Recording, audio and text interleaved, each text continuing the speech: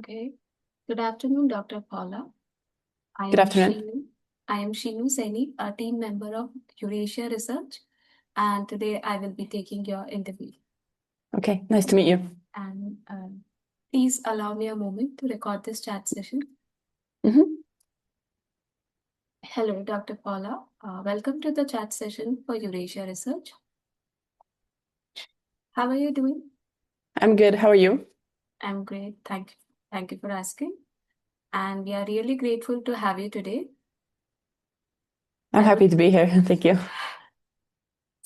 So I would like to introduce to our audience that today we have Dr. Paula as an eminent speaker for our chat session interview today.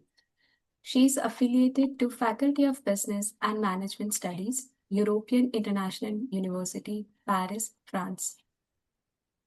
So welcome to the chat session for Eurasia Research. Starting with the chat session now, our first question is, you have presented the topic predictors of student disengagement in fully online higher education programs at the conference.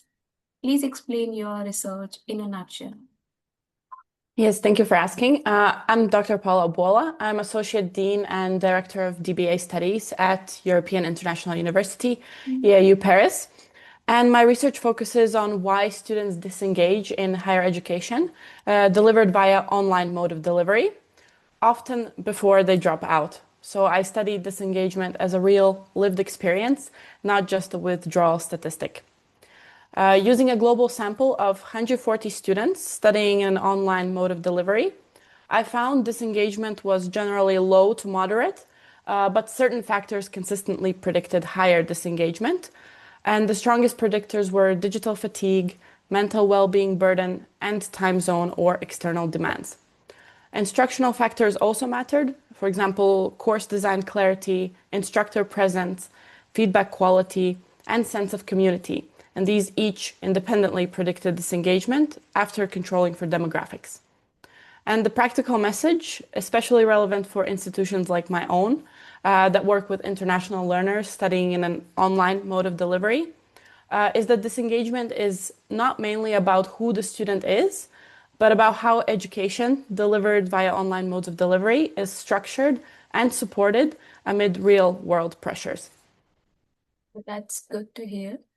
And next question is, what are the challenges you have faced in your research journey? Mhm. Well, one challenge was that disengagement is difficult to measure because students can still be enrolled and submitting their work while quietly struggling. So I developed a 46-item disengagement instrument that captures behavioral, psychological, instructional, and contextual dimensions, not just attendance or completion of coursework.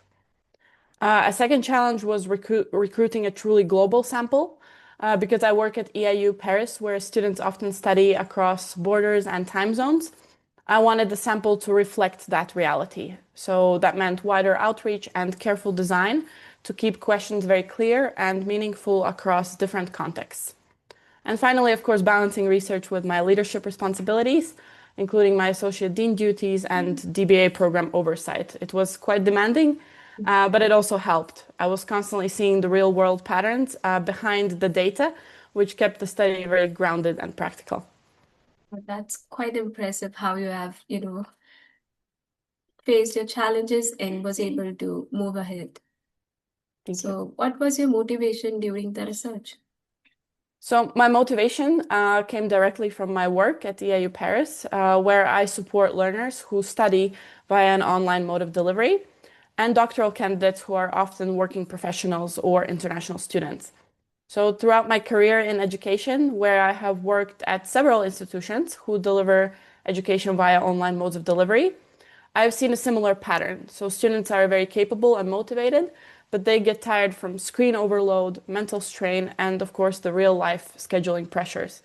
So I wanted evidence strong enough to guide improvements and not just opinions. So the results suggested that psychological strain and contextual demands are central, and that instructional practices such as feedback, instructor presence, and community may still make a measurable difference.